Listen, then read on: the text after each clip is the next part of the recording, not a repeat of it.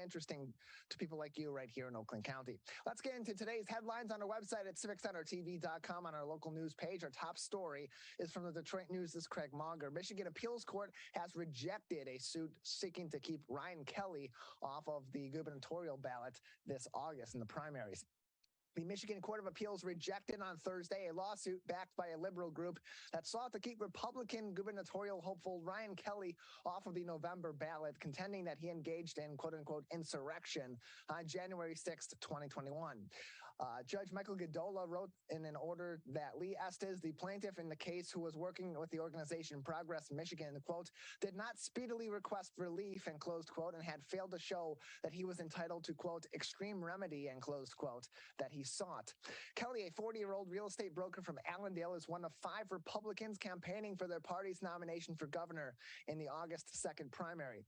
On June 9th, he was arrested with 4 misdemeanor charges tied to his alleged involvement in the riot at the U.S. Capitol on January 6th of 2021. Kelly has pled not guilty, and the case remains ongoing. The suit, which was filed 19 days before the primary election, argued that Kelly's candidacy violated a constitutional amendment against office holders engaging in insurrection against the government. The suit said the 14th Amendment prohibited government officials and office holders from having, quote, previously taken an oath, and closed quote, to support the Constitution from engaging in, quote, insurrection or rebellion, and closed quote.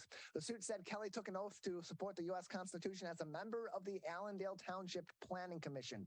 Kelly, quote, has violated the insurrection clause and is ineligible to appear on the general election ballot, and closed quote, said the lawsuit. In the Court of Appeals order on Thursday, Godola, the court, wrote that the court expressed, quote, no opinion whether Kelly engaged in insurrection or rebellion, or whether Kelly is qualified to serve as a gubernatorial candidate as a result, and closed quote. Judge Godola said Lee Estes, an Oakland County resident and plaintiff in the case, had to show there was a, quote, clear legal right, and closed quote, to keep Kelly off of the November ballot. Quote, as conceded by plaintiff, candidate Kelly has only been charged, and he has not pleaded, and he's pleaded not guilty to those charges, and closed quote, Godola wrote. Estes has not made a case for, quote, the exercise of our discretion, and closed quote, absent a conviction, said Judge Godola.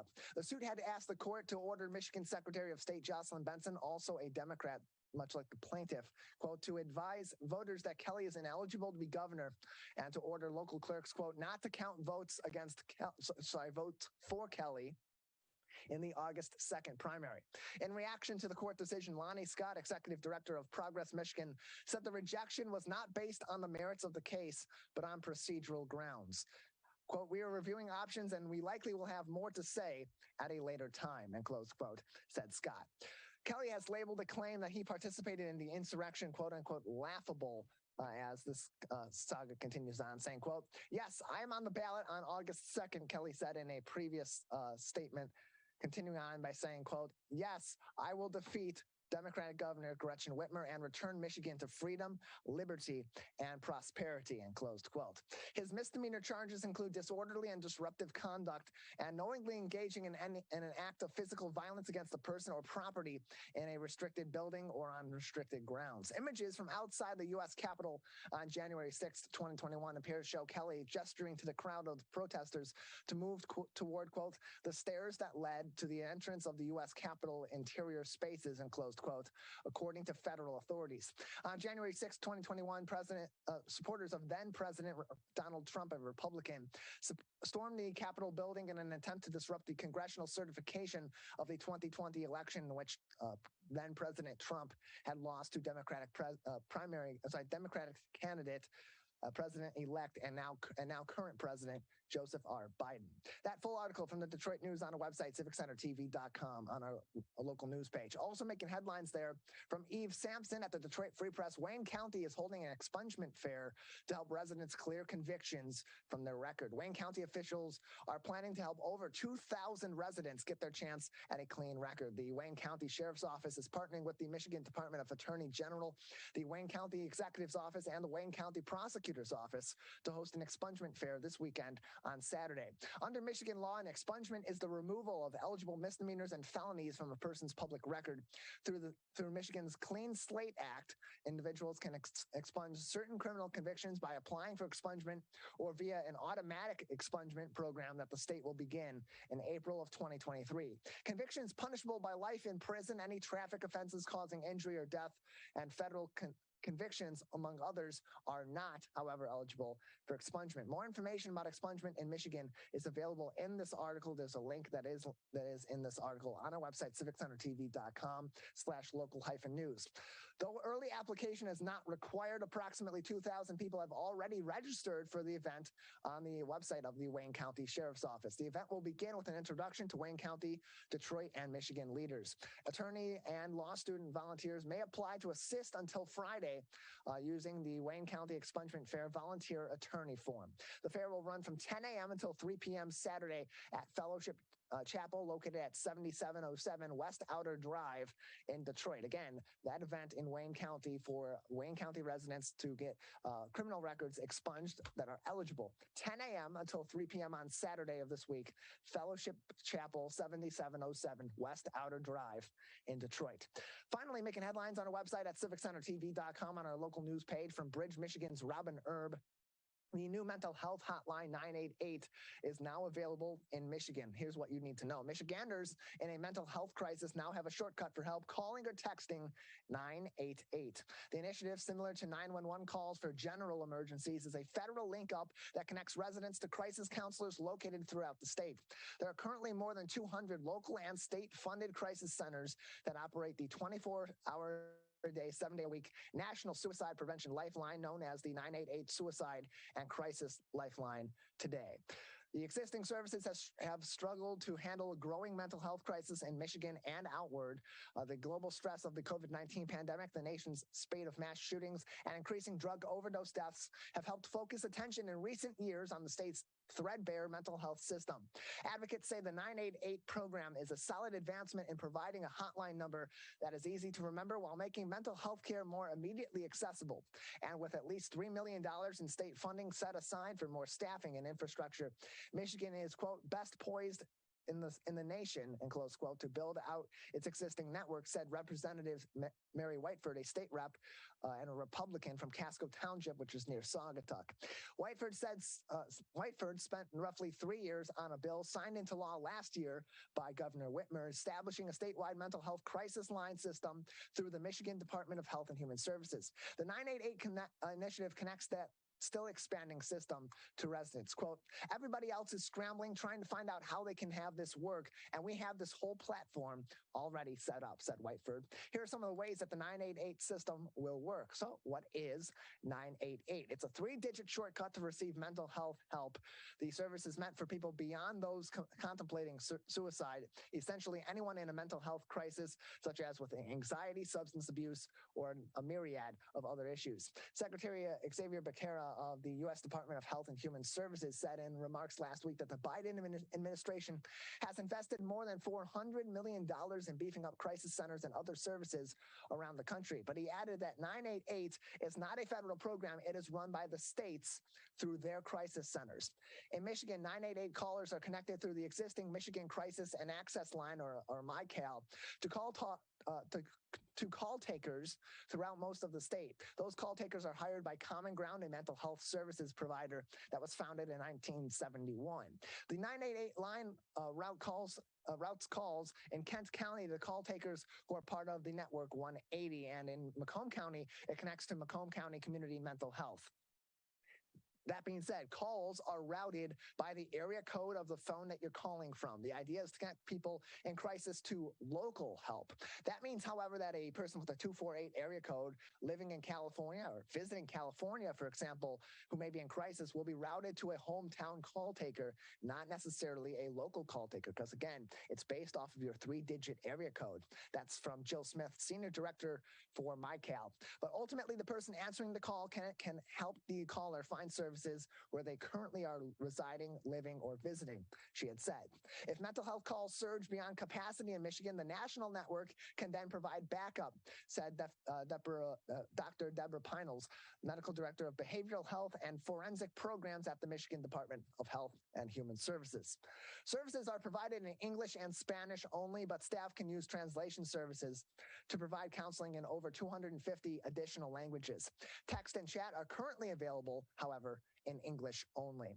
The new 988 system works on both landlines and cell phones. It's up and running, well, sort of. The new 988 system is, quote, a soft rollout, and closed quote, for now, until Michigan can beef up staff resources by sometime next year, said the state's Department of Health and Human Services. Quote, we want to make sure that before we do broad advertising that we've got some of the kinks ironed out, and closed quote. In the coming months, MyCal will more than double its current staff of 43 full-time call-taking positions, said Common Ground's Smith. Quote, we are always looking to grow that because we will be constantly matching up to the demand and the volume, and closed quote, she said. So who can call and what's the cost?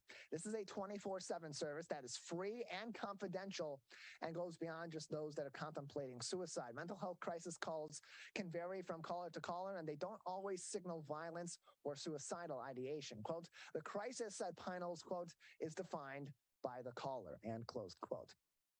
Kevin Fisher, Executive Director of Michigan's chapter of the National Alliance on Mental Illness, or NAMI, agreed, quote, saying stress addressed early, even when the caller's thoughts haven't yet turned to self-harm, can avert tragedy. Quote, you don't want to wait until someone has a knife in their hand, and closed quote, said Fisher, who has lost a son to suicide. So how do the authorities play into this? How did the police, in particular, play into the new 988 system? This system provides an alternative to a police response that a 911 call often triggers. No matter how well-intentioned, the presence of lights and sirens can sometimes escalate a mental health crisis. Others who call 911 end up in hospital emergency rooms for hours on end when their issues could have been resolved by simply talking over their issue with a counselor on the phone. Call takers can still alert emergency crews, which may or may not involve police, as necessary in cases of imminent danger. But by far, most calls are de-escalated without a physical response, according to the MDHHS's Pinels. By calling 988, you have a significant opportunity, not a 100% guarantee necessarily, but a significant opportunity to eliminate police from the scenario altogether, said Fisher.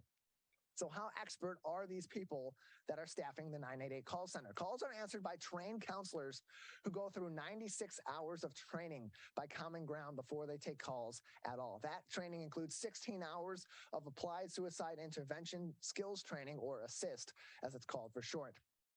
Call takers are not clinicians, however, but they are trained to make referrals to clinicians when it is necessary, according to both Pinels and Smith, who are quoted in this article.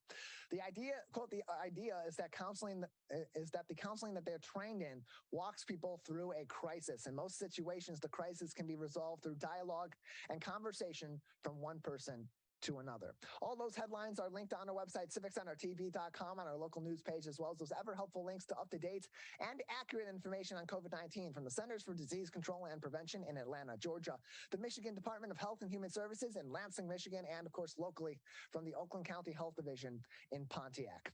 We have a great program ahead on this Friday edition of the Oakland County Megacast. Up next, we'll be joined by Dave Garcia from Affirmations in Ferndale, followed by Orchard Lake Fine Art Show artist Richard Franklin at the bottom of the hour. That's up next on the Oakland County Megacast. Now that the vaccine is available for children 5 and up, why do you recommend it? Kids are part of the community and they can spread COVID. We're seeing both healthy children getting sick from the virus as well as children with underlying health conditions. They can easily bring the virus home to other people that are vulnerable and make them sick as well. This vaccine can change that and keep children safe. It's essential that your children get vaccinated to protect them, to protect your families, and to protect those in the community around you. Let's savor these moments, made possible by the COVID-19 vaccine.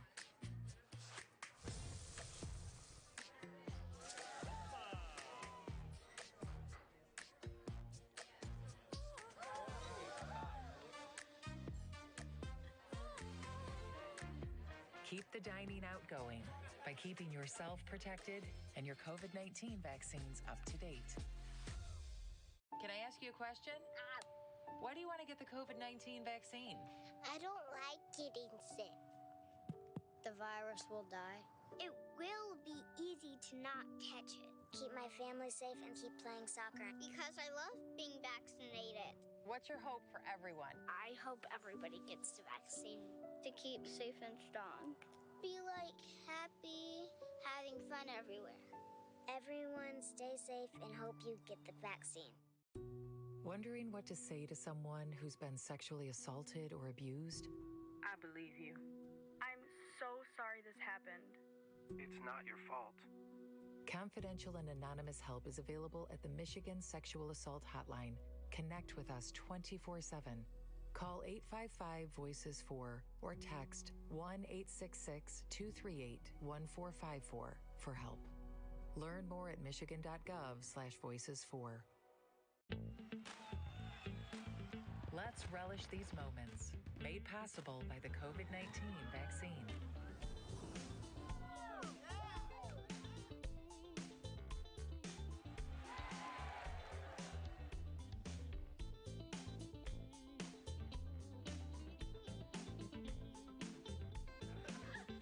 Keep the festivals going by keeping yourself protected and your COVID-19 vaccines up to date. Now that the vaccine is available for children 5 and up, why do you recommend it? Kids are part of the community and they can spread COVID. We're seeing both healthy children getting sick from the virus as well as children with underlying health conditions. They can easily bring the virus home to other people that are vulnerable and make them sick as well. This vaccine can change that and keep children safe. It's essential that your children get vaccinated to protect them, to protect your families, and to protect those in the community around you. Let's savor these moments, made possible by the COVID-19 vaccine.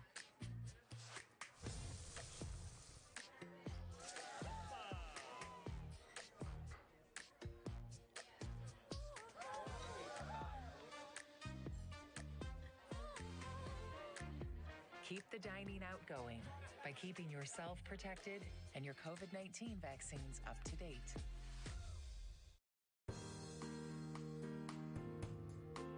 Welcome back to the Oakland County Megacast, our live daily 1-hour show about all things Oakland County. I'm Tyler Kieft. Learn more about the program by visiting our website on civiccentertv.com and clicking on our Megacast page where you'll find information on our entire network of stations, including My Michigan TV.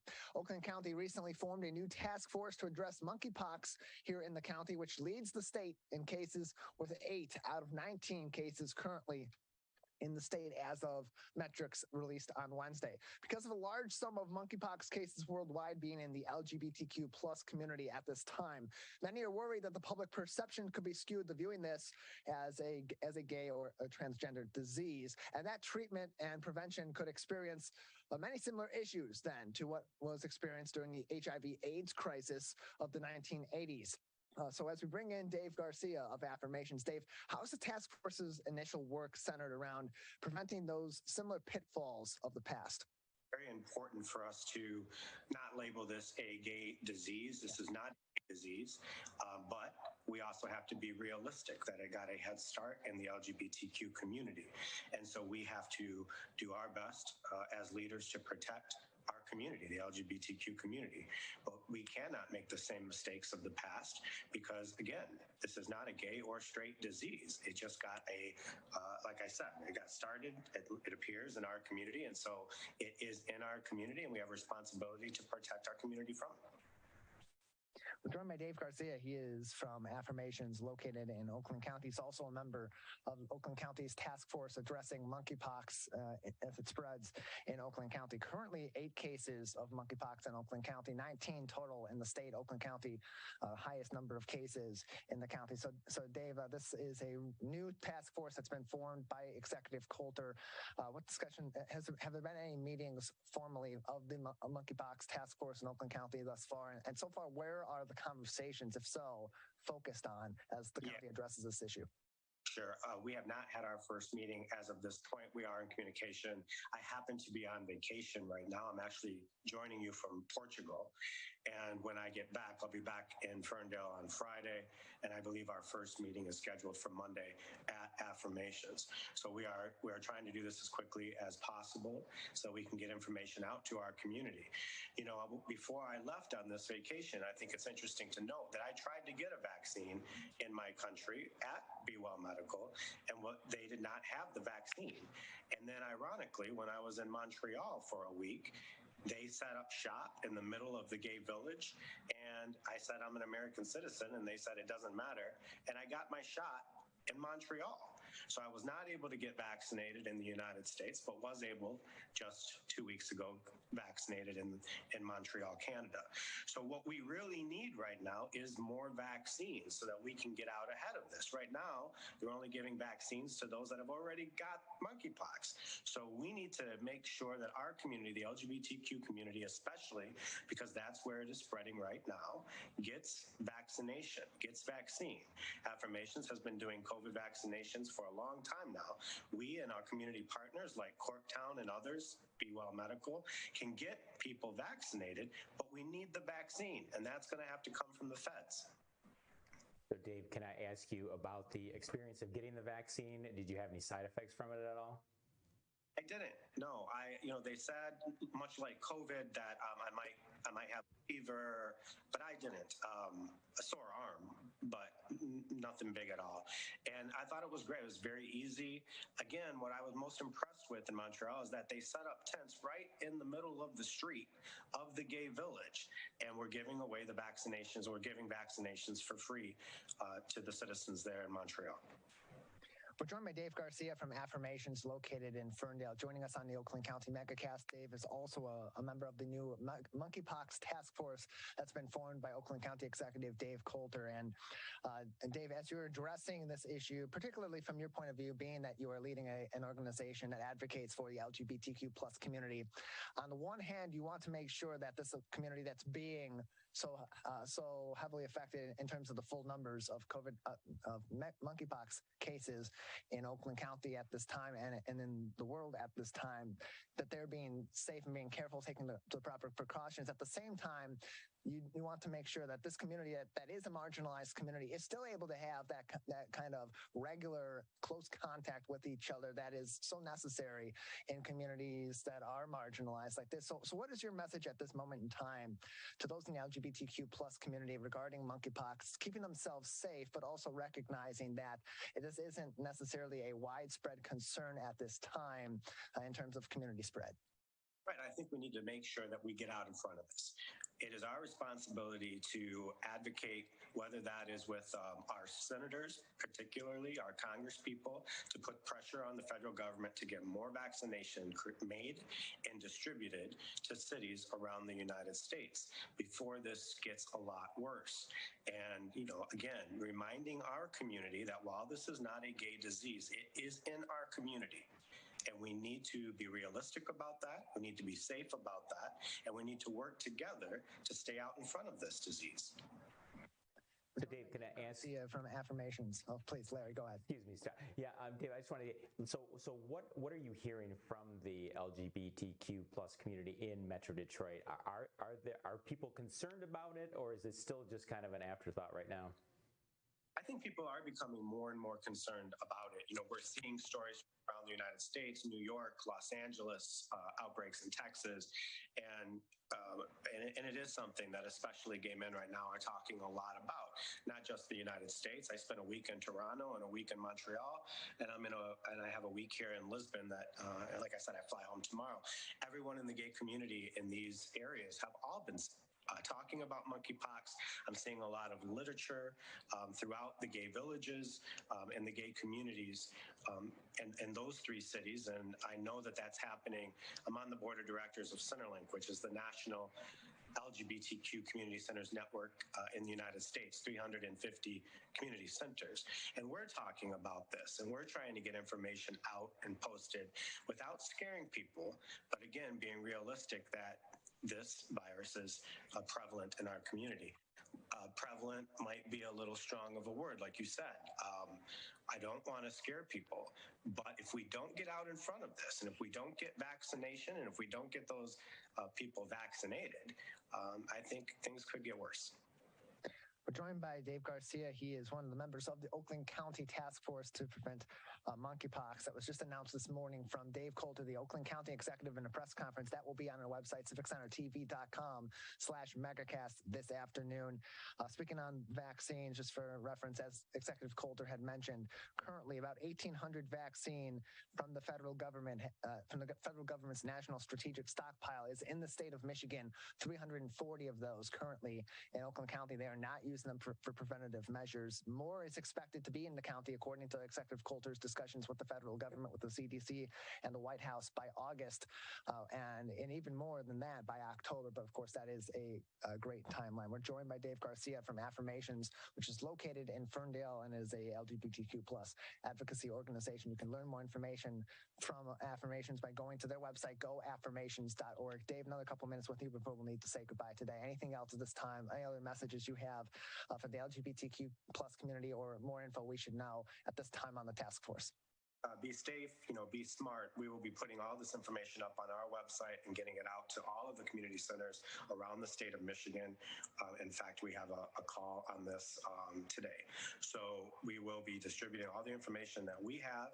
I'm glad to see the leadership of Dave Coulter putting this task force together of experts in our county and around the area. If we work together and we communicate well and we can get that vaccine, we'll get out in front of this before it gets worse.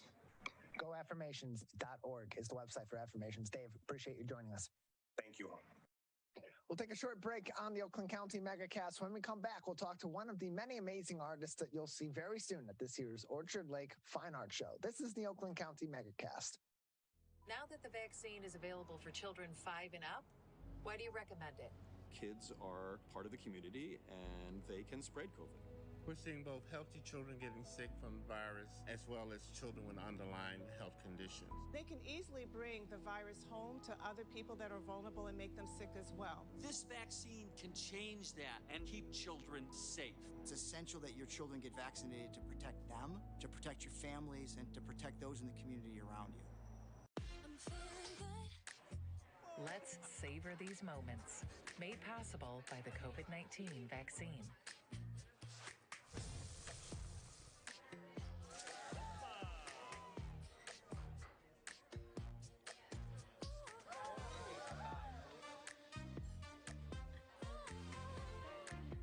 Keep the dining out going by keeping yourself protected and your COVID-19 vaccines up to date.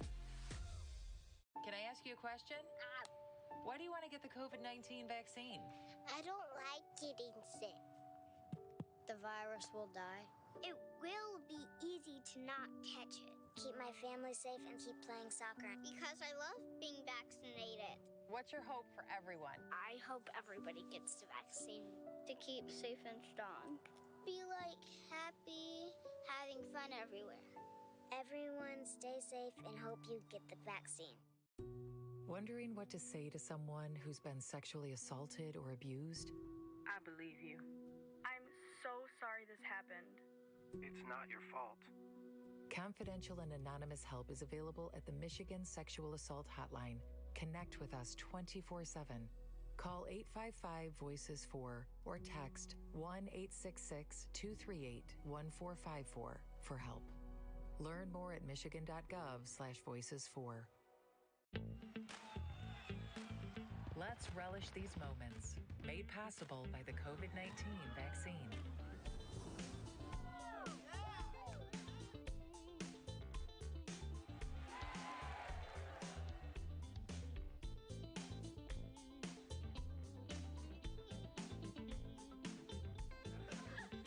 Keep the festivals going by keeping yourself protected and your COVID-19 vaccines up to date. Now that the vaccine is available for children 5 and up, why do you recommend it? Kids are part of the community and they can spread COVID. We're seeing both healthy children getting sick from the virus as well as children with underlying health conditions. They can easily bring the virus home to other people that are vulnerable and make them sick as well. This vaccine can change that and keep children safe. It's essential that your children get vaccinated to protect them, to protect your families, and to protect those in the community around you. Let's savor these moments. Made possible by the COVID-19 vaccine.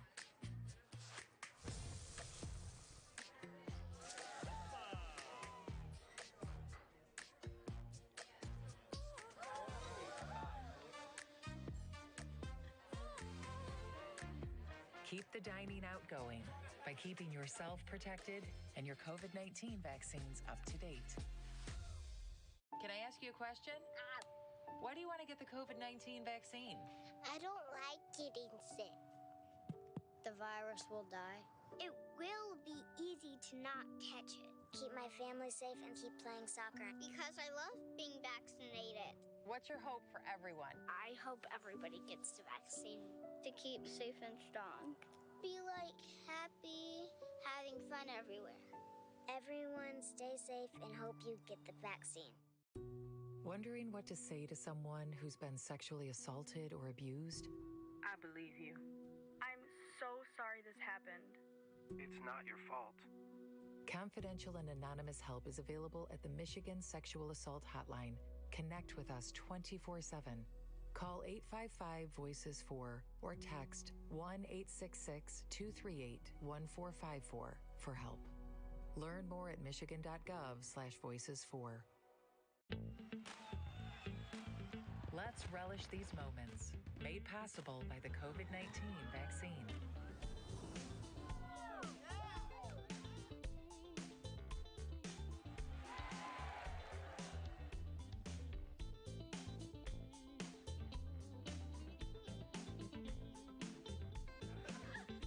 Keep the festivals going by keeping yourself protected and your COVID-19 vaccines up to date. Now that the vaccine is available for children 5 and up, why do you recommend it? Kids are part of the community and they can spread COVID.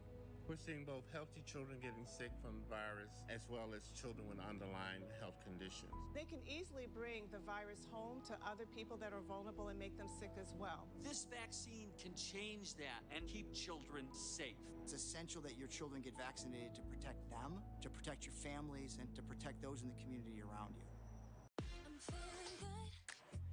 Let's savor these moments, made possible by the COVID-19 vaccine.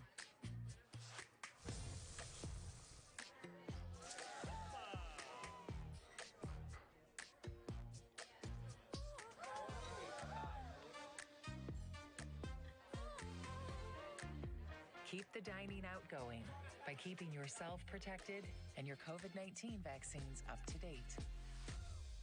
Can I ask you a question? Why do you want to get the COVID-19 vaccine? I don't like getting sick. The virus will die. It will be easy to not catch it. Keep my family safe and keep playing soccer because I love being vaccinated. What's your hope for everyone? I hope everybody gets the vaccine to keep safe and strong. Be like happy, having fun everywhere. Everyone stay safe and hope you get the vaccine. Wondering what to say to someone who's been sexually assaulted or abused? I believe you. I'm so sorry this happened. It's not your fault. Confidential and anonymous help is available at the Michigan Sexual Assault Hotline. Connect with us 24/7. Call 855-VOICES-4 or text 1-866-238-1454 for help. Learn more at michigan.gov/voices4. Let's relish these moments, made possible by the COVID-19 vaccine.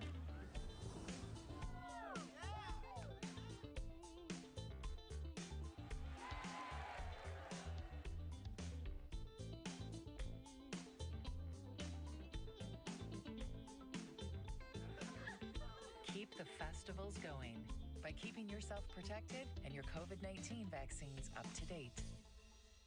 Now that the vaccine is available for children 5 and up, why do you recommend it?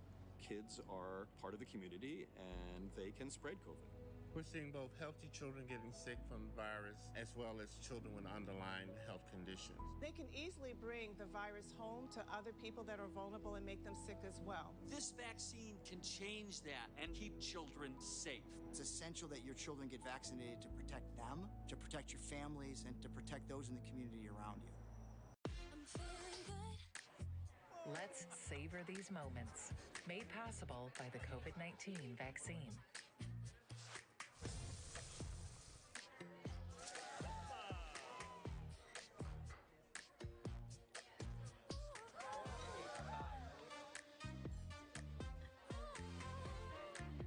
Keep the dining out going by keeping yourself protected and your COVID-19 vaccines up to date. Can I ask you a question? Why do you want to get the COVID-19 vaccine? I don't like getting sick. The virus will die. It will be easy to not catch it. Keep my family safe and keep playing soccer because I love being vaccinated. What's your hope for everyone? I hope everybody gets the vaccine to keep safe and strong. Be like happy, having fun everywhere. Everyone stay safe and hope you get the vaccine. Wondering what to say to someone who's been sexually assaulted or abused? I believe you. I'm so sorry this happened. It's not your fault. Confidential and anonymous help is available at the Michigan Sexual Assault Hotline. Connect with us 24/7. Call 855-VOICES-4 or text 1-866-238-1454 for help. Learn more at michigan.gov/voices4.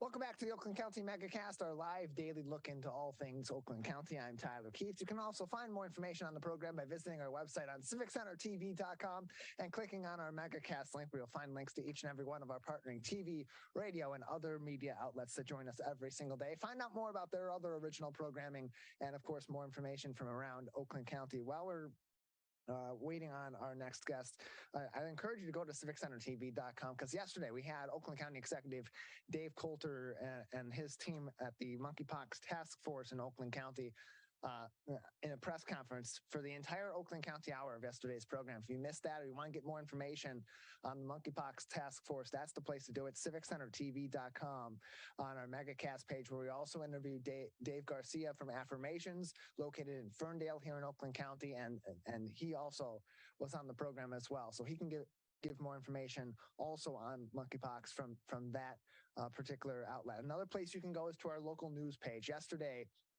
we didn't go into articles yesterday because we went directly to a press conference, but under today's articles, there is an article from our friends over at I believe it was the Detroit Free Press. Yes, it was the Detroit Free Press on monkeypox. We can go and just take a run through that while we wait for our next guest. Oakland County, of course, is forming a new task force on monkeypox to respond to the outbreak as confirmed cases continue to tick upward statewide and nationally.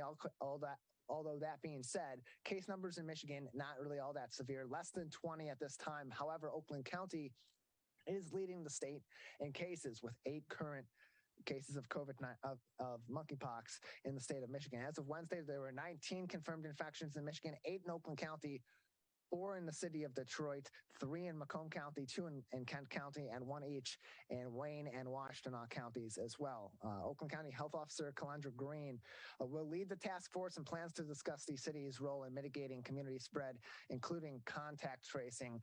At this time, vaccination, which is available for monkeypox, isn't widely available enough to really take preventative measures in Oakland County. Yesterday, Executive Dave Coulter said that they do have a stockpile of vaccine from the federal government, from the federal government's national strategic stockpile, from the White House, and of course the CDC. But there's only about 300 or so in the state of Michigan. The count as of Wednesday was 340 vaccine for monkeypox in Michigan. That's out of in Oakland County. That's out of the 1,806 that were available per Wednesday's count across the state of Michigan. They are lobbying the government to send more vaccine to the state of Michigan and, of course, to Oakland County to address this issue. And from what they've said, manufacturers who are who are fast-tracking, creating more monkeypox vaccine to send to the state and to send to other places around the U.S. and the world, say that there should be a greater supply available to Oakland County by sometime in August, and definitely an even greater supply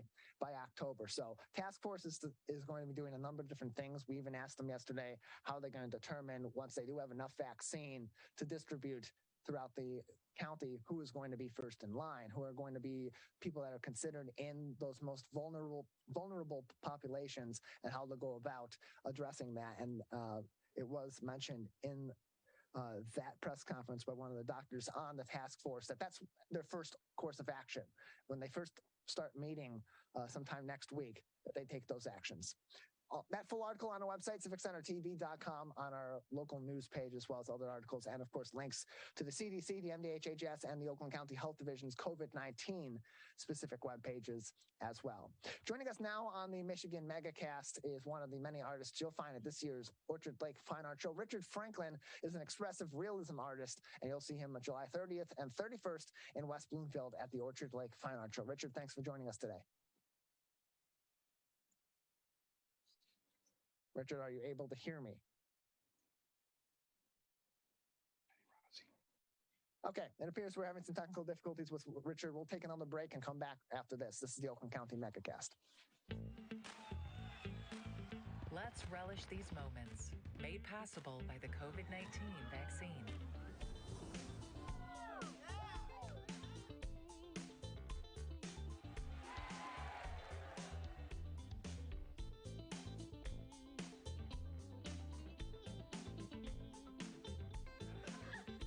Keep the festivals going by keeping yourself protected and your COVID-19 vaccines up to date.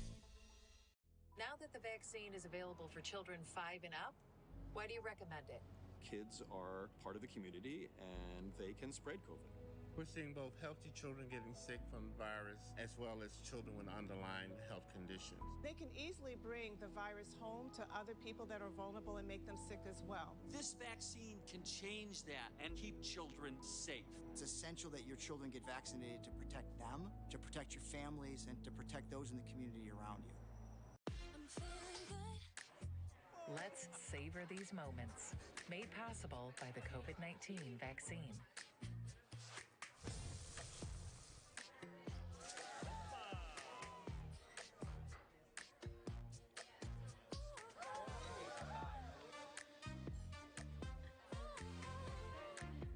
Keep the dining out going by keeping yourself protected and your COVID-19 vaccines up to date.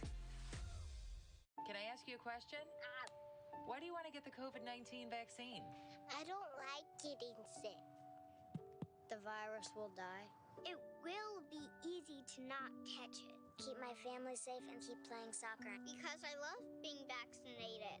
What's your hope for everyone? I hope everybody gets the vaccine to keep safe and strong. Be like happy, having fun everywhere. Everyone stay safe and hope you get the vaccine. Wondering what to say to someone who's been sexually assaulted or abused? I believe you. I'm so sorry this happened. It's not your fault. Confidential and anonymous help is available at the Michigan Sexual Assault Hotline. Connect with us 24/7. Call 855-VOICES-4 or text 1-866-238-1454 for help. Learn more at michigan.gov/voices4. Let's relish these moments, made possible by the COVID-19 vaccine.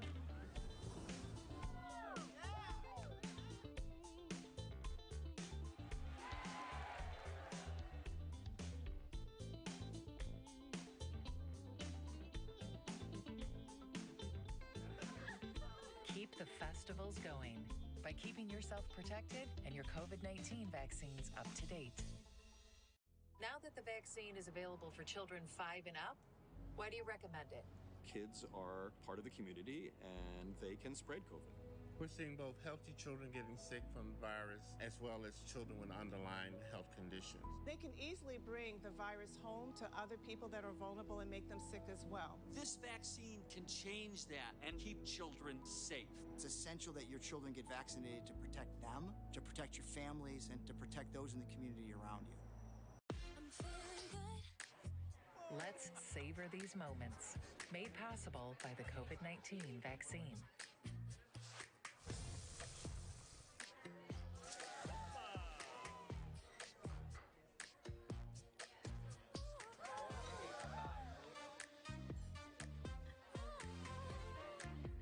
Keep the dining out going by keeping yourself protected and your COVID-19 vaccines up to date.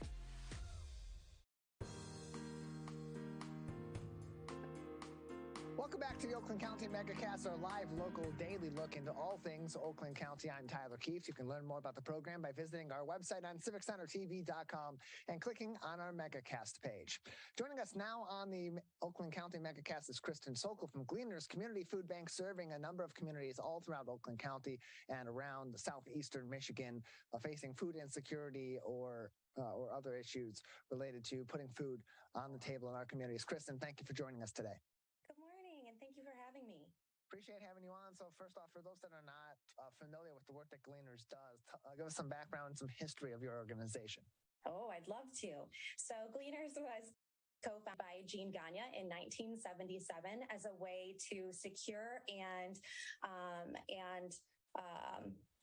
what is the word I'm looking for?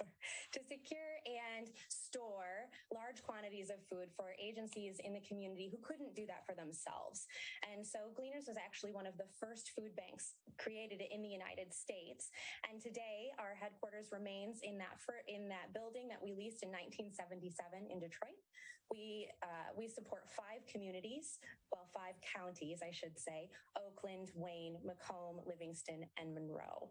And so we continue to serve as that vital link between available nutritious food and those in our community who need it most. And we do that through collaboration, through efficient operations, education, and innovative solutions. So we're able to move a lot of food. That includes shelf-stable foods, things that are donated to us, and also produce and milk that we secure ourselves. So just to give you a sense of that volume, last year we distributed more than 71 million pounds into the community. So how does that collaboration work to benefit this organization and particularly to obtain and to distribute the food to people that are in need in the 5 counties that you cover? Yeah, so collaboration works on both sides of the coin. That collaboration is with those who produce the food, so farmers, manufacturers. We have tremendous purchasing power so that we can buy that food at a very low cost. And then the collaboration also continues onto the other side of that, in which we work with a network of more than 600 partners.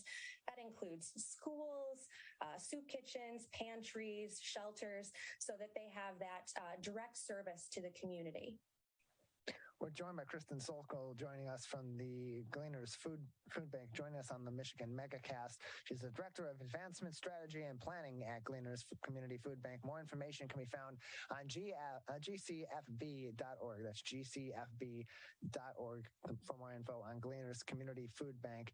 And so you're providing this food to communities all throughout southern Michigan, southeastern Michigan in particular. And on top of that, you're also working with organizations to make sure these are getting to individuals that really need nutritious food that's going to be adequate for their needs and their families. So how do you reach out to these organizations, or how do these organizations reach out to you then to find these individuals that are most in need of these resources in our communities? Yeah, well, in some cases, the individuals reach out to the organizations themselves, but we provide resources on our website at GCFB for you to find those agencies. But in addition to working with that 600 partner network, we also have our own direct-to-guest services.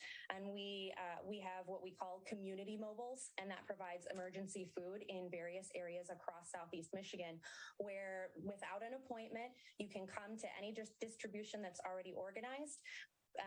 And if you come to us and say you need food, we'll give you food in a no-contact drive-through through mobile. Those operate 5 days a week, Monday through Friday. And then the other way that we reach out to the community is through schools. Schools are often hubs of the community and a great way for us to reach students and their families. And we have about 60 school food mobiles right now.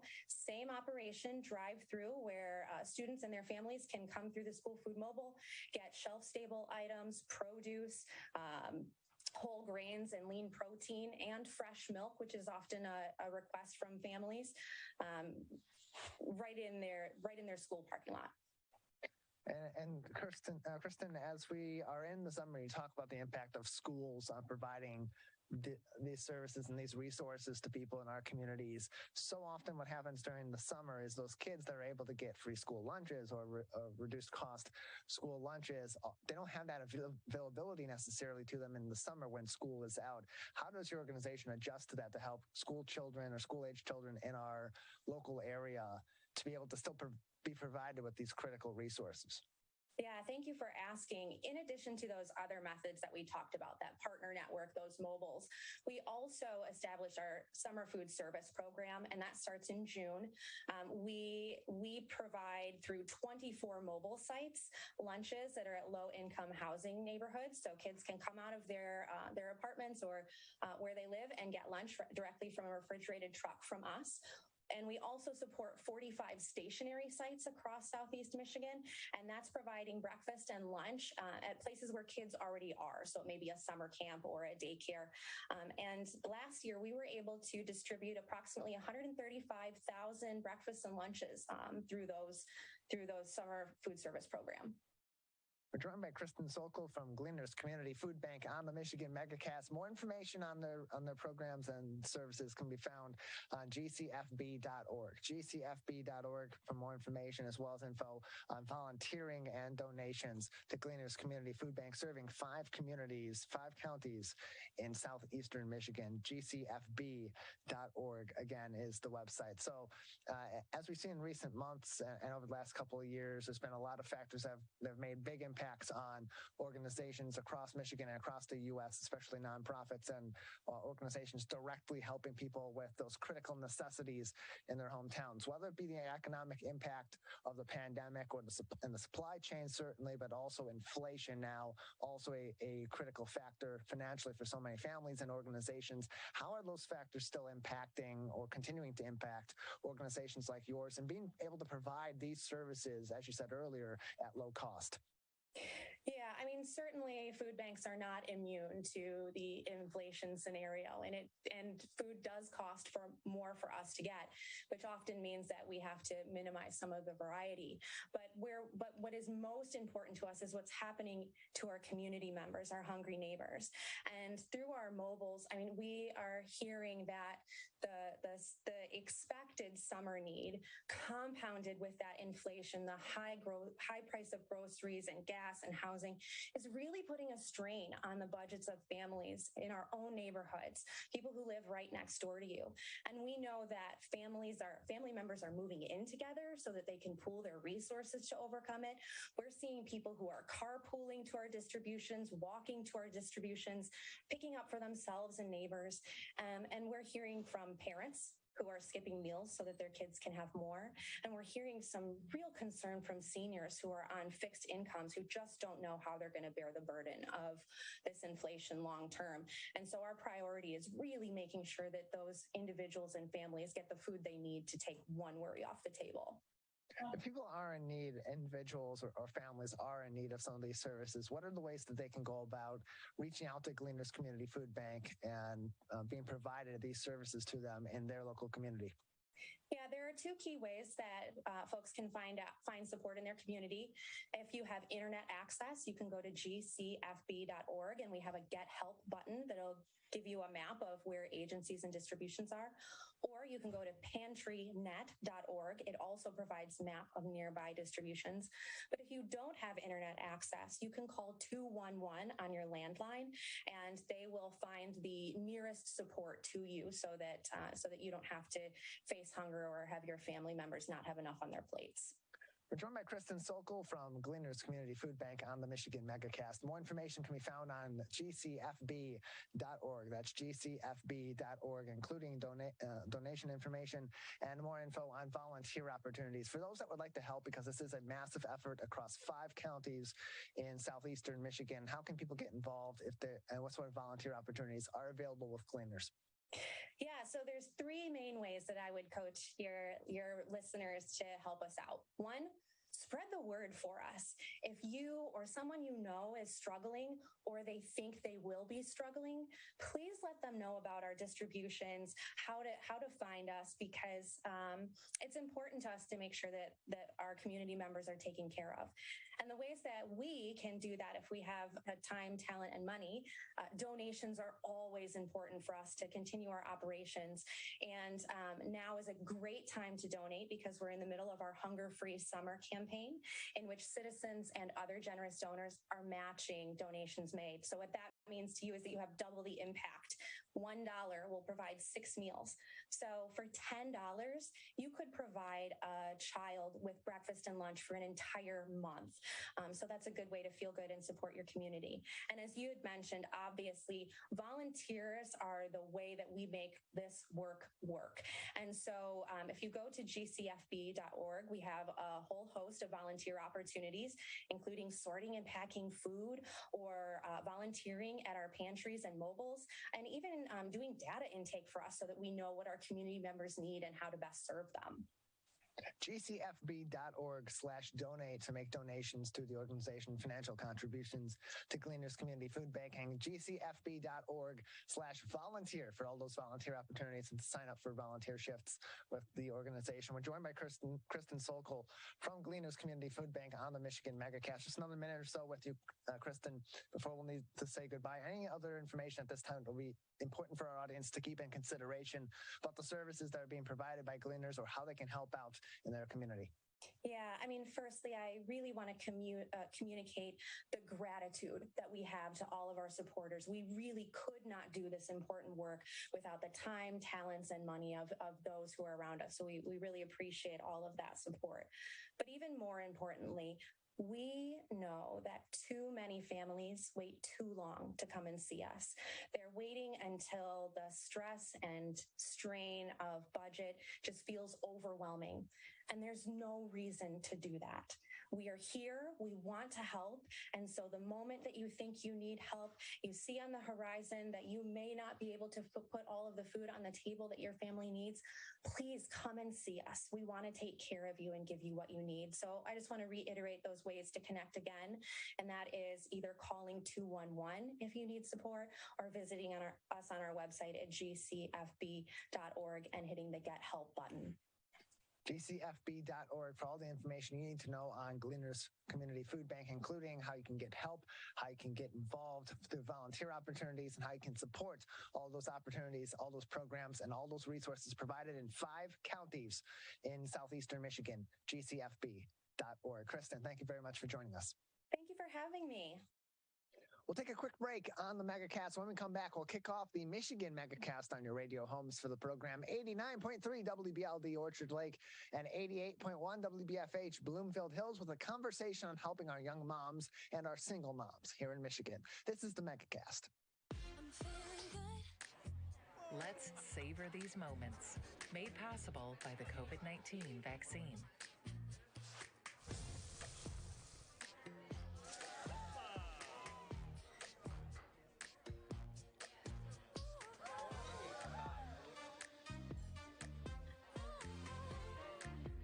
Keep the dining out going by keeping yourself protected and your COVID-19 vaccines up to date. Can I ask you a question? Why do you want to get the COVID-19 vaccine? I don't like getting sick. The virus will die. It will be easy to not catch it. Keep my family safe and keep playing soccer because I love being vaccinated. What's your hope for everyone? I hope everybody gets the vaccine to keep safe and strong. Be like happy, having fun everywhere. Everyone stay safe and hope you get the vaccine. Wondering what to say to someone who's been sexually assaulted or abused? I believe you. I'm so sorry this happened. It's not your fault. Confidential and anonymous help is available at the Michigan Sexual Assault Hotline. Connect with us 24/7. Call 855-VOICES-4 or text 1-866-238-1454 for help. Learn more at michigan.gov/voices4. Let's relish these moments, made possible by the COVID-19 vaccine.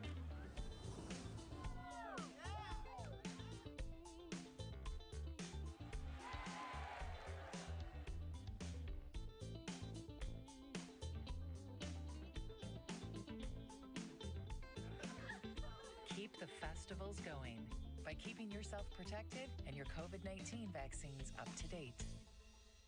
Now that the vaccine is available for children 5 and up, why do you recommend it? Kids are part of the community and they can spread COVID. We're seeing both healthy children getting sick from the virus as well as children with underlying health conditions. They can easily bring the virus home to other people that are vulnerable and make them sick as well. This vaccine can change that and keep children safe. It's essential that your children get vaccinated to protect them, to protect your families, and to protect those in the community around you.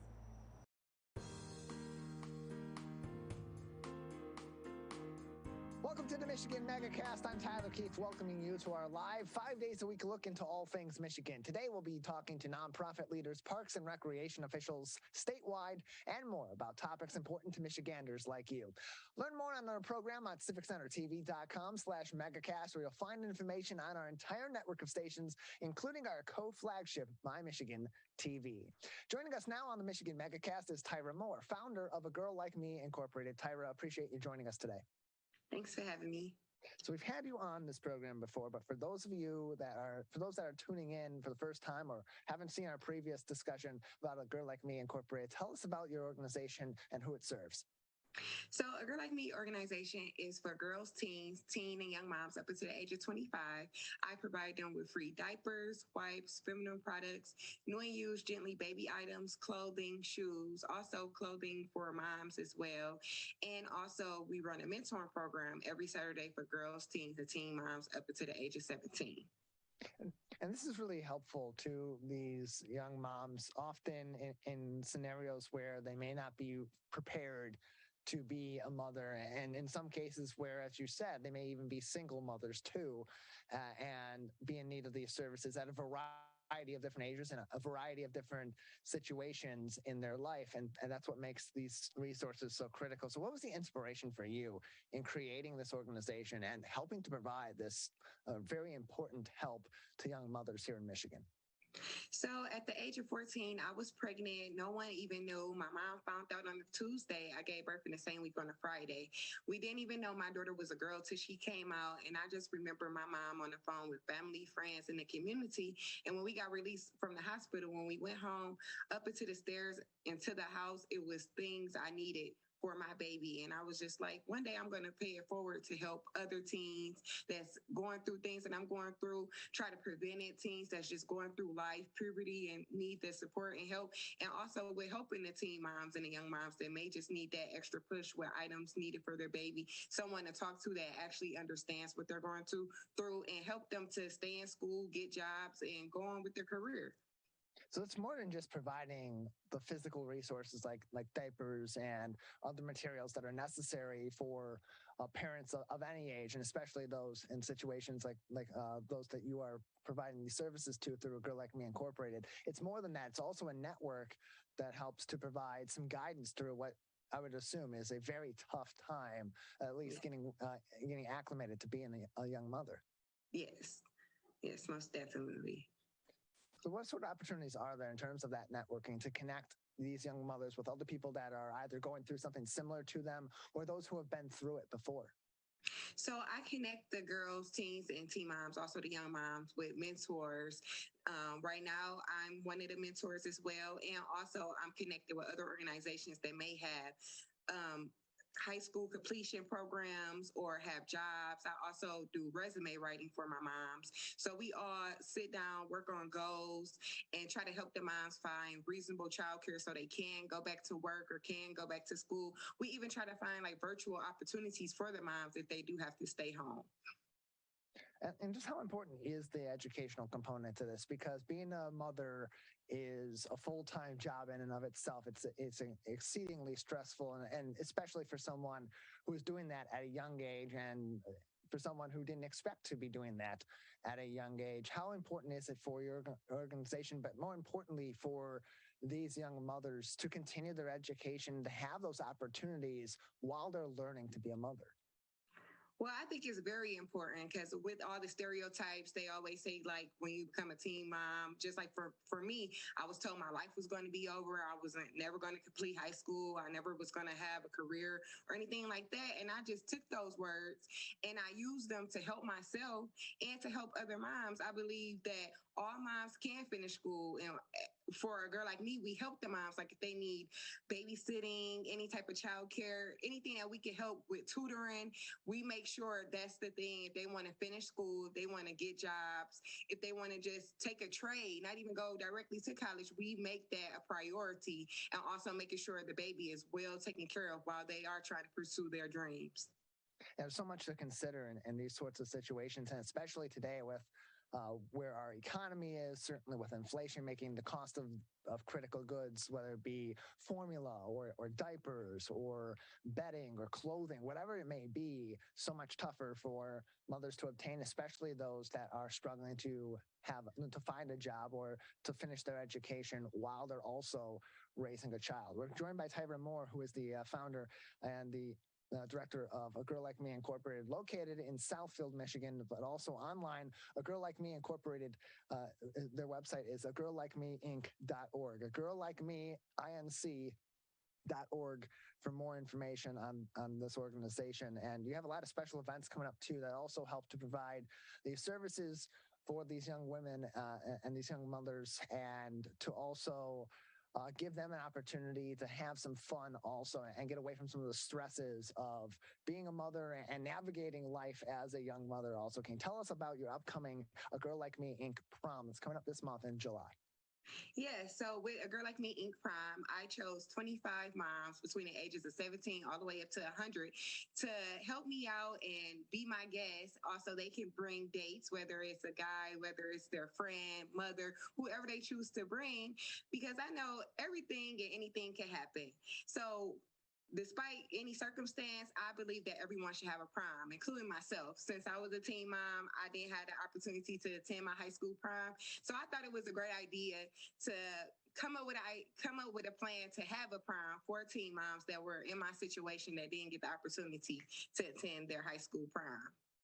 So how are these 25 moms chosen? How did you go about that? So I posted on my Facebook business page, the Girl Like Me page, and I just put, like, were you a teen mom that never got the opportunity to attend your high school prom? Contact me because I'm planning an event and I would like 25 moms to join me. So I had an application process. So I just asked for their story and why they wanted to attend the prom. And it was hard picking the selected. I had over 35 applicants, but I was able to choose the perfect 25. And the ones that I wasn't able to choose, if this go well this year, I would like to do it every year for different 25 moms.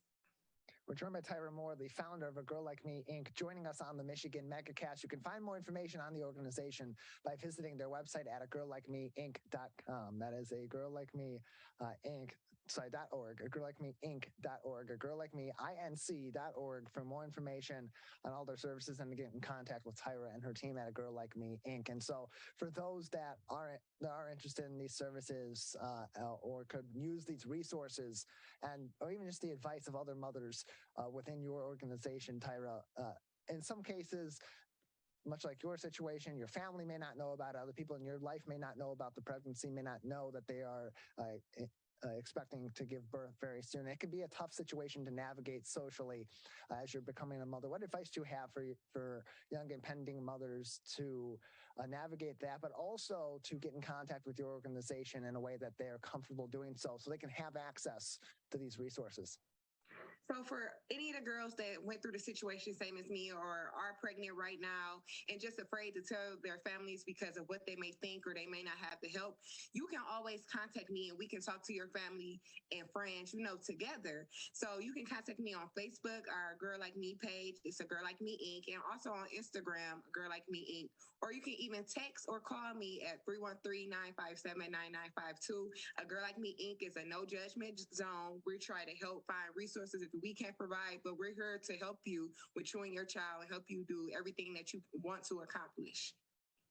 agirllikemeinc.org is their website. That is agirllikemeinc.org for more information on the organization, including the resources, different events, different services that they provide, how to get in contact with them, everything that you may need from a girl like me or that someone you may know may need from this organization so that you can get more information. Again, agirllikemeinc.org is the website or the phone number, 313-957-9952, 313-957-9952 to get in contact with Tyra and everybody over there. Are there any other upcoming events that help to either promote your organization or to give the opportunity from the community to support a girl like me and all of its efforts to support young mothers here in our community? Yes, we will be having a back to school event. We're working on a flyer right now. August 27th, we'll have free uniforms, school supplies, baby clothing for the whole family, free food. Everything is free. We will have the Wayne Metro unit doing testing. I would love for the community to come out. If anybody would like to partner or donate items, we always take new and gently used items. So yes. What sort of volunteer opportunities are available for those that may want to help out the organization, but maybe don't have the means to provide a donation or donate some items to a Girl Like Me Inc.? So we're always looking for mentors. We're always looking for donation sorters because we get a lot of donations in. Also with events, we're looking for someone that's quite a few people that would like to help set up and break down events and help the moms out, look for items. And also, we are looking for grant writers. If you know how to grant write, we always are looking for those as well. Their office is located on 9 Mile Road in Southfield. Again, you can call them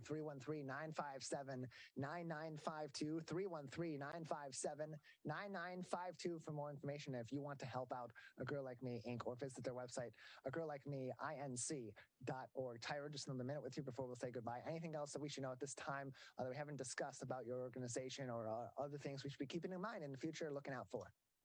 Yes, well, A Girl Like Me Inc. is growing. We're still looking for property to be in Detroit soon, but we would love to expand and have hubs to help more moms around Michigan. And also, I'm just grateful and thankful for this opportunity. Tyra, appreciate it. Thank you for joining us today. Thank you. Bye. A Girl Like Me, inc.org is their website. 313-957-9952 is their phone number. Let's take a break. When we come back, improving Michigan's parks with Ron Olson from the Michigan Department of Natural Resources. This is the Michigan Megacast. Let's savor these moments, made possible by the COVID-19 vaccine.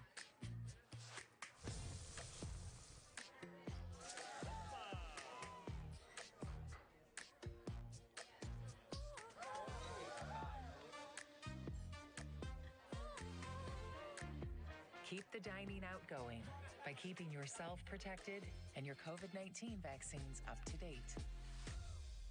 Can I ask you a question? Why do you want to get the COVID-19 vaccine? I don't like getting sick. The virus will die. It will be easy to not catch it. Keep my family safe and keep playing soccer because I love being vaccinated. What's your hope for everyone? I hope everybody gets the vaccine to keep safe and strong. Be like happy, having fun everywhere. Everyone stay safe and hope you get the vaccine. Wondering what to say to someone who's been sexually assaulted or abused? I believe you. I'm so sorry this happened. It's not your fault. Confidential and anonymous help is available at the Michigan Sexual Assault Hotline. Connect with us 24/7. Call 855-VOICES-4 or text 1-866-238-1454 for help. Learn more at michigan.gov/voices4. Let's relish these moments, made possible by the COVID-19 vaccine.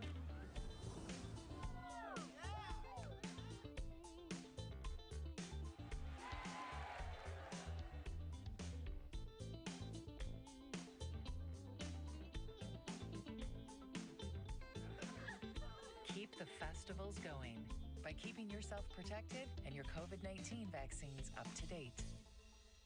Now that the vaccine is available for children 5 and up, why do you recommend it? Kids are part of the community and they can spread COVID. We're seeing both healthy children getting sick from the virus as well as children with underlying health conditions. They can easily bring the virus home to other people that are vulnerable and make them sick as well. This vaccine can change that and keep children safe. It's essential that your children get vaccinated to protect them, to protect your families, and to protect those in the community around you. Let's savor these moments, made possible by the COVID-19 vaccine.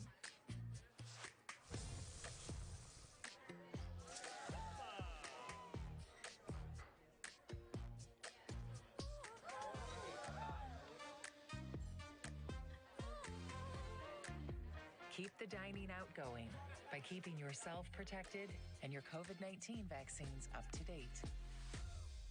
Can I ask you a question? Why do you want to get the COVID-19 vaccine? I don't like getting sick. The virus will die. It will be easy to not catch it. Keep my family safe and keep playing soccer because I love being vaccinated. What's your hope for everyone? I hope everybody gets the vaccine to keep safe and strong. Be like happy, having fun everywhere. Everyone stay safe and hope you get the vaccine.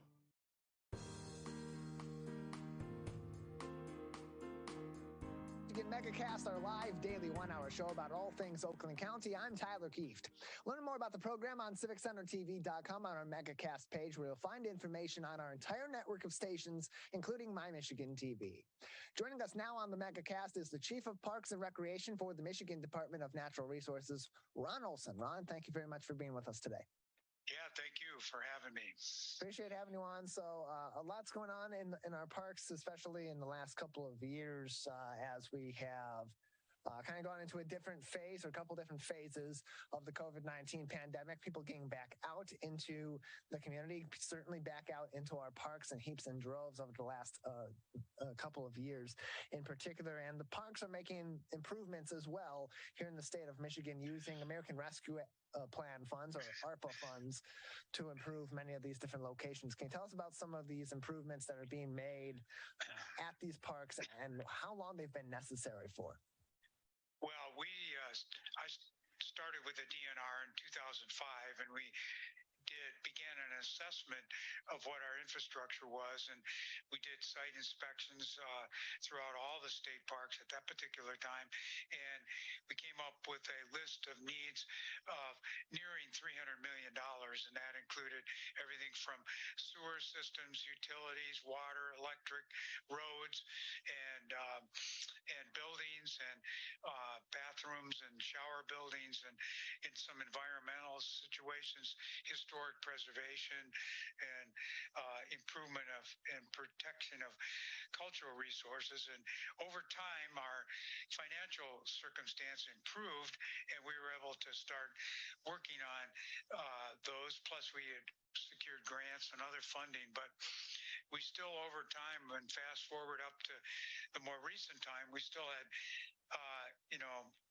just below $300 million of things, because as things get older, repairs and upgrades need to take place. So when the recovery funds were made available by the federal government to each state, the governor had proposed out of the nearly $8 billion of allocated funds to the state, $250 million to rehabilitate the state park system, to do a big catch-up from that list, which has been well known for a long time, but this was an opportunity. So that all transpired. The legislature very overwhelmingly approved of this, and it became a reality earlier this year. And we're now in the process of launching what we call a first phase of shovel-ready projects, that are projects that had already been designed that we could put out to bid. And then another wave was projects that were we had identified and were priorities, but they went out for design and engineering work. So right now we have about $16 million worth of projects out in the marketplace to work on, but eventually we will address everything on the list, but that's our first shot. In the last few weeks, we got those out to bid. We're joined by Ron Olson, the Chief of Parks and Recreation for the Michigan Department of Natural Resources, or DNR. More information can be found on their website, michigan.gov/DNR, michigan.gov/DNR for more information and updates along the way on some of these many improvements that are being made in park infrastructure projects. So with the initial influx of money that's being allocated to Michigan's parks through the state's ARPA funds, where are those initial funds going? What specific projects is the DNR starting off with? Well, these happen to be ones that, like I said, were really already designed and ready to go to bid, and some of them didn't have funding, so they were sitting. One of them is at Fayette Historic State Park in the Upper Peninsula, was to work on some of the chronic needs of the historic town up there, because we have some different things, including masonry walls and others that are in chronic need of restoration to keep the town center and his historic integrity there. We also have at Straight State Park, we have $2 million worth of projects there. We have two toilet shower buildings primarily that will be replaced or renovated in the campground up there. We have Sheboygan State Park. We have campground electrical systems, water distribution, and some sewer upgrades there as well. Bay City Recreation Area, the state park, I should say, has the visitor center, which is one of the most heavily used and visited ones by school groups and otherwise, going through a modernization. That building is very old and needs to be more accessible and be brought up to modern times. And we have some work at Sterling State Park to commence some much needed eroded trails and pathways that go around the ponds there that were really impacted by high water situations. And Porcupine Mountains, we have a number of restoration projects there. And Belle Isles Park in Detroit, we have a huge project there to work on the upper part of the Anna Scripps Whitcomb Conservatory, where that was built in the early 1900s and is in critical need of infrastructure repair to the integrity of the structure, the glass and everything to keep that going. So those are just some quick examples of things that we're doing. And so, Ron, how are these improvements, how are these infrastructure projects then going to trickle down to visitors of the parks, particularly Michiganders, but also those visiting the parks, and improve the experience of visiting Michigan's vast and varying parks all across the state? Well, what we want to do, our goal is to create an atmosphere of a clean, safe, functional park that's relevant to people's needs and everybody's needs. And, so people will see improvements and in the park areas, and some of them will be very visible, such as we're working on some, parking lots or roadways, for example, that people will see. That'll be very visible. Some of them not so much. Water lines and sewer systems, they may not see as much readily, but certainly a bathroom or a shower building is something that people depend on and utilize every day or more than once a day when they're in a park camping or what have you. So there'll be a lot of things that people will see, but what we want are people to come and enjoy themselves and not have to think about, well, something is not really up to snuff or the water's not flowing as well as it should or what have you, that the experience is very seamless, and that's the objective.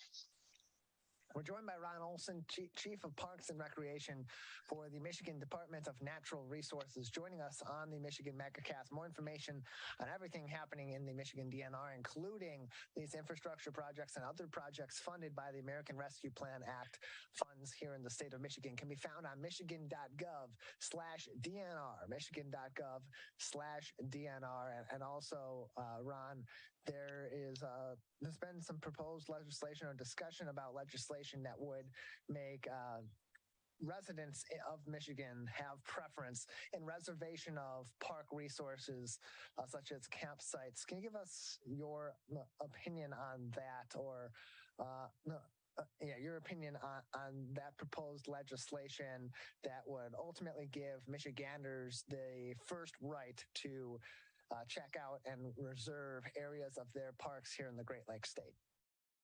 Well, one thing to keep in mind is that like 88% of the people that camp and lodge in state parks are residents of the state. And so some of the parks that people quest to get into, like Ludington and Grand Haven and a few places like that are very, I'll call competitive to want to get in, they probably won't, even if that were done, probably wouldn't see much difference because the residents of the state clearly are the higher majority of that.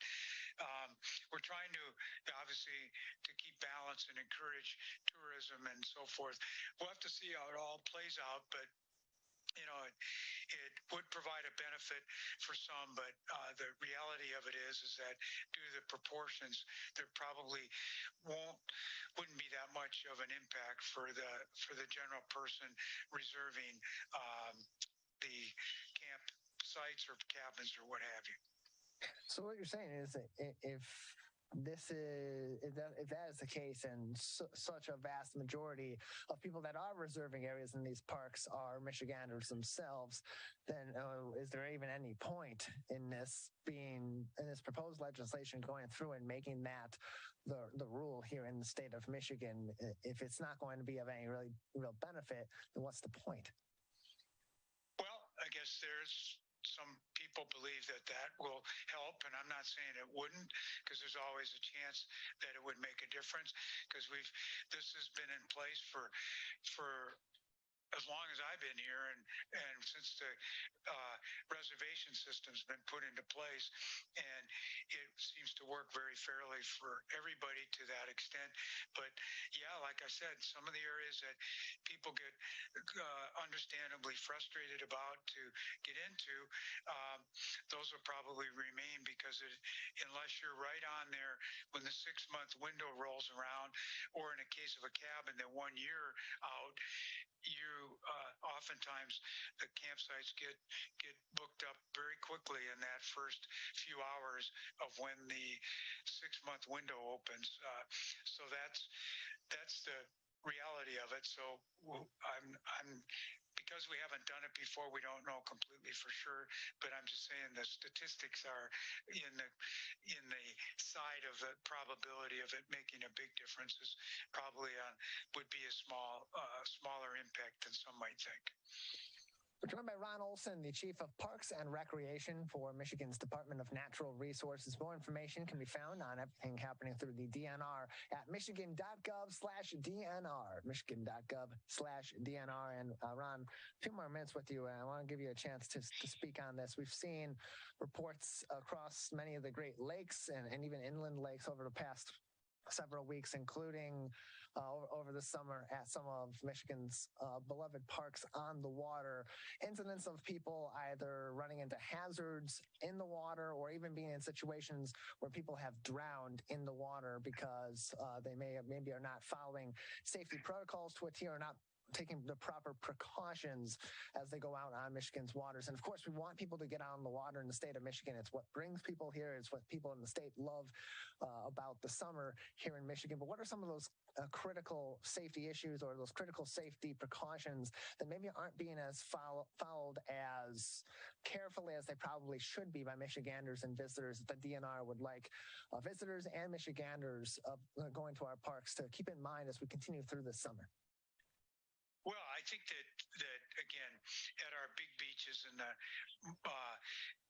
along the Great Lakes, particularly Lake Michigan, that we do have and had adopted a long time ago the red, yellow, and green scenario, the virtual stoplight on reminders of the conditions when you come to one of the parks. And they do vary from park to park. Some might wonder because of the wind direction, and like Grand Haven and Holland, we have the navigational structures that were created by the Army Corps of Engineers that does create a different turbulence sometimes depending on the way the wind blows. And so we want people to pay attention to the guidelines. When in doubt, wear a life jacket. If you haven't been to a Great Lake beach before or haven't been there in a long time, it's a hot day, the water can be very cold, and it's always good to take extra precautions and to underinflate your expectation, meaning that try to be careful and slowly enter into the water and things like that, but be mindful of those flags, because when the red flag's flying, they're flying for a reason. It's because either rip currents are apparent or the waves are getting large. And we now have a new rule that was instituted this year where we'll have a double flag flying, which means that for temporarily you're prohibited from entering the water.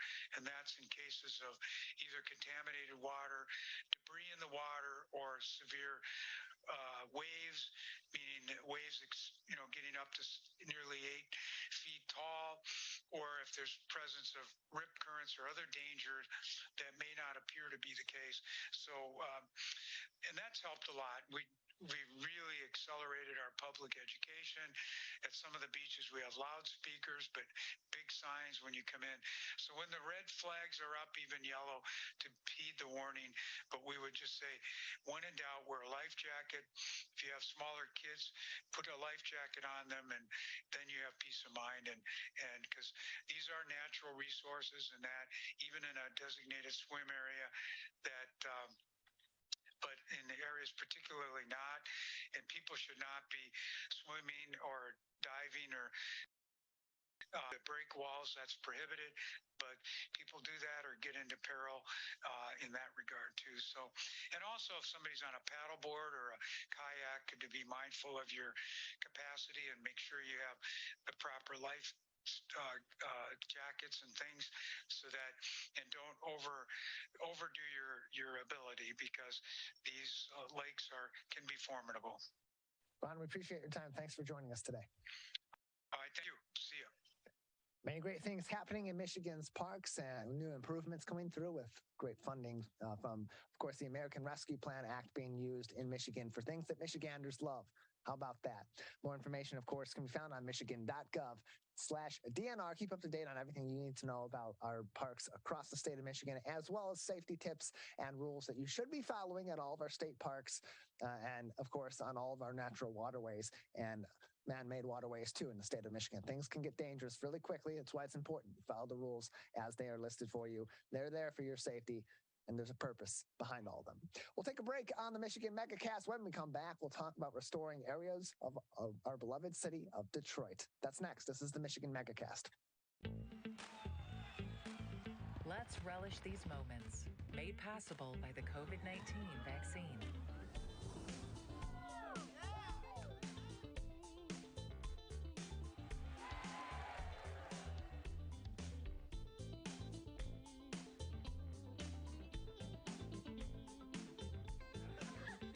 Keep the festivals going by keeping yourself protected and your COVID-19 vaccines up to date. Now that the vaccine is available for children 5 and up, why do you recommend it? Kids are part of the community and they can spread COVID. We're seeing both healthy children getting sick from the virus as well as children with underlying health conditions. They can easily bring the virus home to other people that are vulnerable and make them sick as well. This vaccine can change that and keep children safe. It's essential that your children get vaccinated to protect them, to protect your families, and to protect those in the community around you. Let's savor these moments, made possible by the COVID-19 vaccine.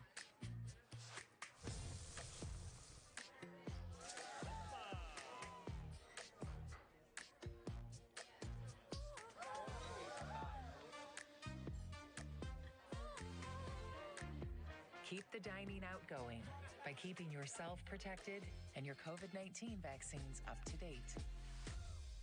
Can I ask you a question? Why do you want want to get the COVID-19 vaccine?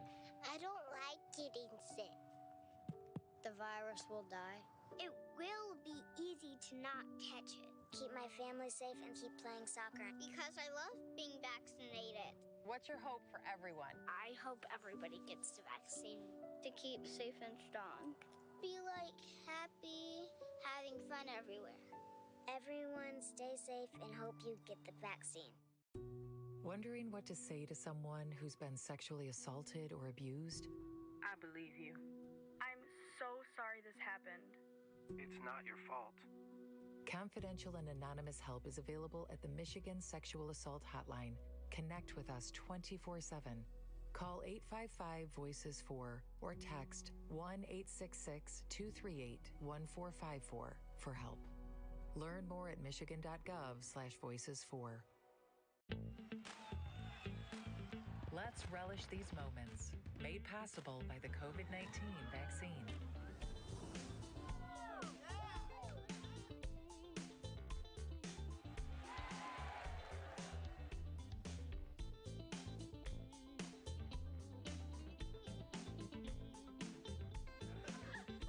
Keep the festivals going by keeping yourself protected and your COVID-19 vaccines up to date.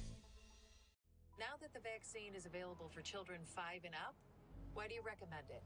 Kids are part of the community and they can spread COVID. We're seeing both healthy children getting sick from the virus as well as children with underlying health conditions. They can easily bring the virus home to other people that are vulnerable and make them sick as well. This vaccine can change that and keep children safe. It's essential that your children get vaccinated to protect them, to protect your families, and to protect those in the community around you.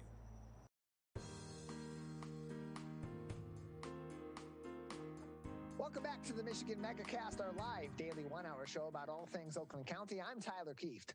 Learn more about the program by visiting our website on civiccentertv.com and clicking on our Megacast link where you'll find information on our entire network of stations, including My Michigan TV, our co-flagship.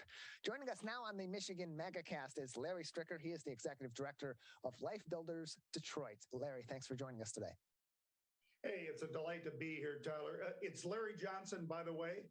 Larry little Johnson. typo there. And listen, I have to tell you, I was watching your commercials leading up to us coming live here, and I'm hungry. And that commercial that you had with all that food on there, all it did is like, man, I can't wait to have lunch today. But anyway, thanks for inviting us. We're delighted to be here. Appreciate having you on, Larry. So first off, tell us a little bit about LifeBuilders, the history of the organization, and its mission in Detroit. Thanks, Tyler. Well, you know what? Maybe some people don't like to do interviews because they're a little nervous and they wonder what to say. But I got to tell you, I'm so geeked about what we're doing, what the Lord called us to 17 years ago, that I love to share, what's happened and how we got here. Well, short story is because, we have a lot of ground to cover in a short period of time. My wife and I felt called to do something significant with our lives about 20 years ago. And we said, you know what, maybe we should just do something here in Detroit. There's a lot of despair and hopelessness. Maybe if we gave our life to this and accept a calling on our life by the Lord Jesus, maybe we can make an impact. Well, here we are today with a community that's been revitalized and transformed in many ways. We have a vibrant affordable housing program where we have purchased residential and commercial properties in excess of 80. We've developed an early childhood education center in the community, state of the art. We have programs from infants all the way through seniors in our community. We do MISHDA housing programs to provide people with an opportunity to get minor home repairs done that they wouldn't normally be able to get done. We run a summer camp, which we're in the middle of right now. We have 80 kids that went to our summer day camp. They are currently now away in an overnight camp, which is really exciting for many of them. We also have a teen workforce program where we have 25 teens that we're mentoring in a work environment throughout the summer. And one of the exciting things as a result of the work that we've done, Tyler, is this. Because of the work we started to do so many years ago, it got the attention of the city of Detroit. And we then became one of the target neighborhoods where investment is coming into our community. So that has just allowed us to exponentially advance our work in the community. So we couldn't be more excited than we are right now. None of these efforts are done alone, and especially when you're providing so many different resources and so many different services to this particular area of Detroit. How important has partnership been in the community to really take this from a grassroots effort to a community-wide effort in Detroit? Wow, that's a great question. A lot of people miss the importance of collaboration and partnership, particularly when you look at a huge effort that if you looked at it by just coming into our office, you'd say, how'd you do all this? I only see like 8 or 10 people. Well, it's been through those collaborative efforts, with key partners who align with our mission and goals, bringing excellent services into our community that allows us to do them now rather than have to train people and do them later. So they have been vital in so many areas. Tutoring, team mentoring, construction work that we've done in the community. I mean, we couldn't do it without them. And I will say this, we've also had some great partners, from out in the suburbs who have come in. They've helped us with some of the rehab work we've done on homes in the early years. As a matter of fact, just recently, we had a large group come from Bloomfield Hills that were here for a week. We had another group that just finished yesterday from out in Romeo. And all of this just helps us to do more work less expensively so that we can leverage the donor dollars we get to really advance the critical mission issues. And by the way, you might be interested in this. It's important to have goals, and to have targets issued. Our goals in our strategic plan, if you read it, are this: 300 houses, $30 million in investment, and 300 youth significantly impacted by our work. Those are our goals for 2025. Now, if you'd have asked me, was that feasible? We think of that 10 years ago? No. But as a result of all the attention that's been given to work we're doing in the community, all this now is really feasible. We have seen the blessings of the Lord Jesus fall on us in ways we never imagined. We're joined by Larry Johnson, the Executive Director of LifeBuilders Detroit, joining us on the Michigan Megacast. You can find more information and get involved with their efforts to reclaim, rebuild, and empower this area of Detroit by visiting LifeBuildersDetroit.com, LifeBuildersDetroit.com for more information. And Larry, just seeing the identity of the community change and the pride in the community change through these efforts, from going from a time when these areas of Detroit were being disinvested in, or being neglected in many cases, to putting these small efforts in here and there, and then as they grow, they become bigger and bigger efforts to what you're seeing now.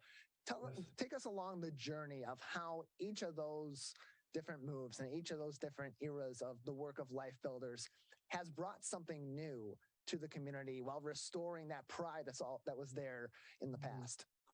Wow, I can tell you spent some time researching us, and I appreciate that. Our mission is to restore dignity and bring hope, to all of Regent Park. Now that's 10,000 residents, 3,000 homes, and we know that there are slightly less than 2,000 youth that are 18 years of age and younger.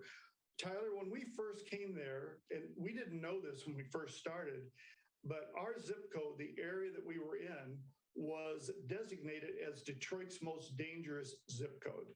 Well, when our work got started, there was blight and abandonment everywhere. Our kids, to come to our programs, had to walk through this drug-infested, blighted area, and it was in the middle of our bankruptcy, the political corruption, the real estate crisis, of the mid to 2007, 2008 real estate crisis.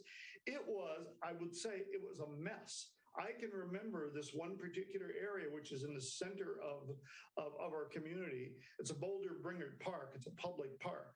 Grass is 2 feet high. I used to pick the kids up there in an old bus that was donated to us for our youth programming. The only thing that was done there at the park on the corners were drugs were being sold. There was an abandoned elementary school that had been abandoned for 7 years, and it just sat there. It was drug infested, used for no good. Wow, today it's become the epicenter of the community.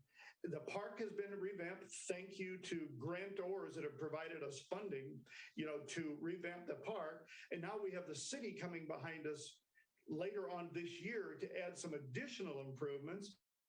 We tore down all but a small portion of the school and turned it into a state-of-the-art early childhood education center. So what was once looked at with despair and hopelessness and a sign of what the community had gone to is now a sign of life. And so what that has done in so many cases, our neighborhood's now stable, where people were moving out. People are saying, I'm not going anywhere. I'm inviting my friends to come in. So we have in our housing pillar of our work, never any vacancies. People are lined up to get into our houses because we have a standard of housing that is unmatched anywhere. And people want to be here in our community. So we have just a lot to be thankful for. And we will hear, and this is what I love, I know you get this, we hear indirectly sometimes and directly from homeowners how grateful they are for the work that we've done starting 17 years ago, because it was hopeless at the time. We're joined by Larry Johnson, Executive Director of LifeBuilders Detroit, joining us on the Michigan Megacast. And what's great about these efforts is that it's been an effort to restore the community as the community was meant to be and as the community was before those times of hopelessness. You're not necessarily doing what so often happens when cities are quote unquote rebuilt or brought back, and so to speak, of we're remaking this, we're going to redesign everything in this neighborhood. We're going to take it over. We're going to, frankly, gentrify the neighborhood. And the people that were there that did call this home, they're not going to call it home anymore. Your efforts have clearly been tracked on maintaining this neighborhood's identity and giving the people that live in this area of Detroit the hope that they deserve and the resources that they've had neglected upon them for so long. And that's what's great about this, is it's really been, and correct me if I'm wrong, centered on directing this community back to a point where it can rebuild itself, not be rebuilt by somebody else.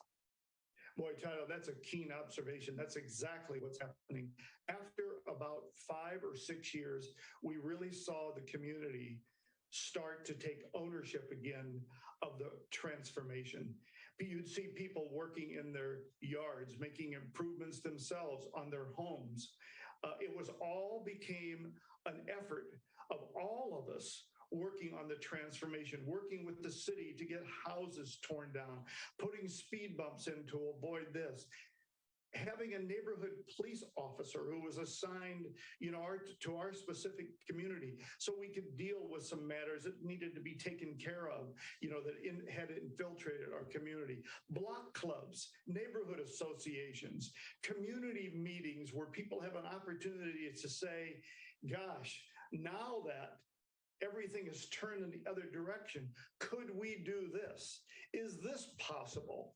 Maybe we can all come together and do this. So there's hope here today like there never was. When I drive around the community, and I did just again the other day, I'll drive around and see where the houses are that we have rehabbed and sold, where our rental properties are in the community, fields that we've renovated. It's a very emotional time for me because I just see what a lot of hard work, prayers, and commitment, being inconvenienced can lead to over time.